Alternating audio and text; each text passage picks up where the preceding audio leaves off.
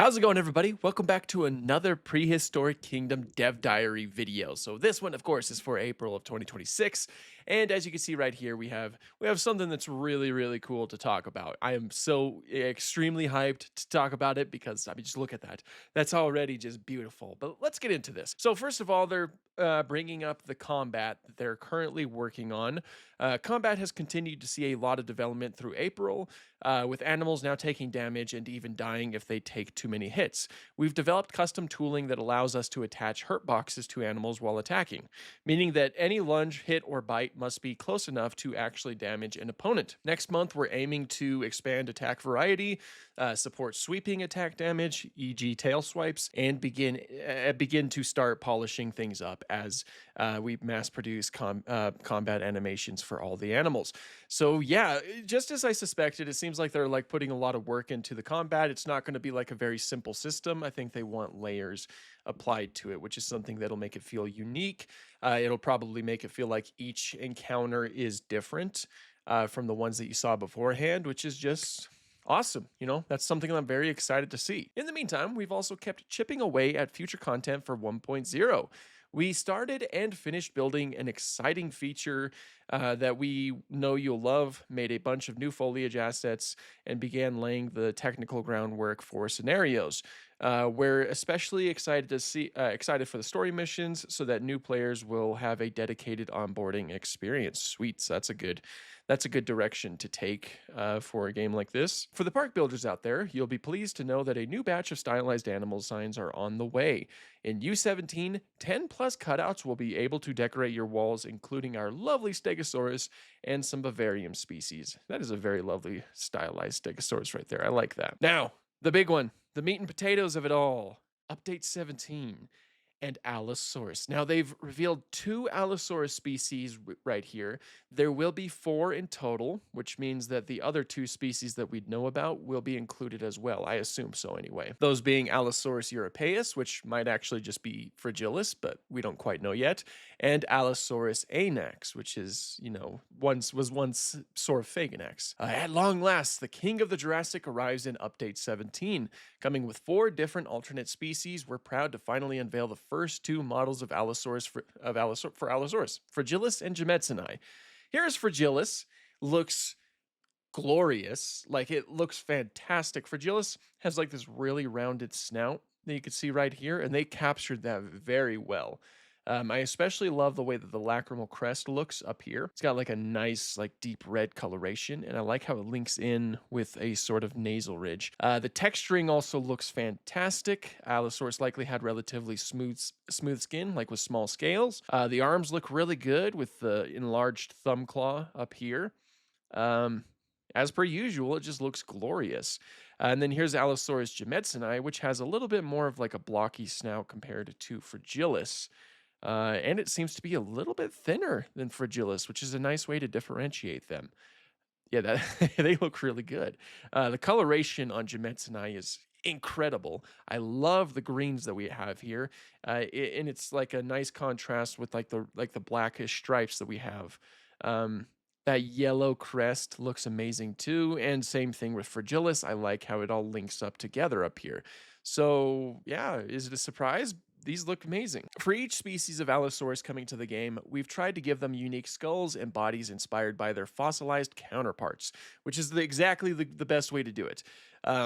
For example, Fragilis is much more robust compared to the sloped snout of Gemetsini, and yeah, you can see those right here. Very good indeed. And then here is, of course, an Allosaurus facing off against a Stegosaurus. Allosaurus eating meat right here, the Gemetsini. Being a large but slender theropod, there's a lot of character we're excited to put into its animations. We're definitely trying to make this dinosaur feel particularly conniving as it stalks around its habitat. And the animations look great. Like, they look like very solid theropod walk animations and run animations, as we'll see. Yeah, right there.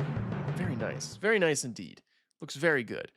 Combat, of course, combat is very closely approaching. As you can imagine, our animation team have had their hands full building out the combat library for our various rigs.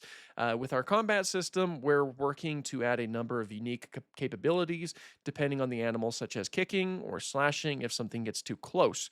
You can see some of this variety below on these tests for Brachiosaurus, Mammoth, and Dilophosaurus. Let's see it. So here's a Brachiosaurus doing some front kicks right there. Very nice. A tail swipe by the looks of it. Kind of like a lunge kick sort of thing.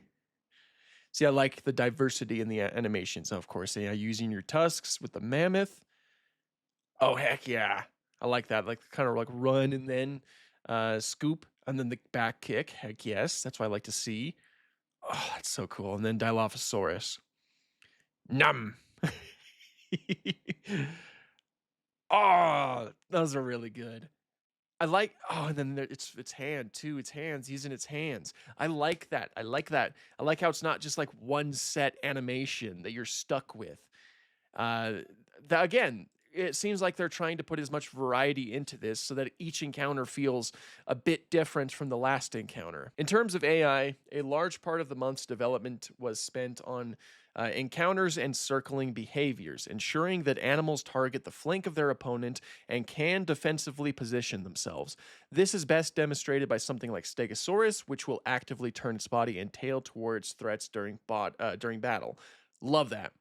While the T-Rex is still our main combatant for testing, we've prepared a couple of short clips to show you a brief glimpse of where things currently are. We'll remind you, again, that this is all still very work in progress, and so there's plenty of improvement to come, especially by the next Dev Diary. Let's see it, though. You guys are already doing incredible. Yeah, and we've already seen, there we go. Bite down like that, yeah. And we've seen a little bit of this already implemented. Going up against the Brachiosaurus, huh? Oh my gosh, this is going to be so cool. It really feels like you might be able to make your own sort of simulation, like simulate your own environment with stuff like this. Something that I hope can happen, at least with something with T-Rex, for example, is I hope that they can latch on to each other's face. Because we know that face biting was fairly common in theropods, especially in tyrannosaurs. So it would be cool to see that implemented in the game. As we've said plenty of times, this is a dynamic system at its core. Even in the final product, there will still be clipping or imperfect alignments, and that's just the reality of choosing this path. However, we believe the variability that comes from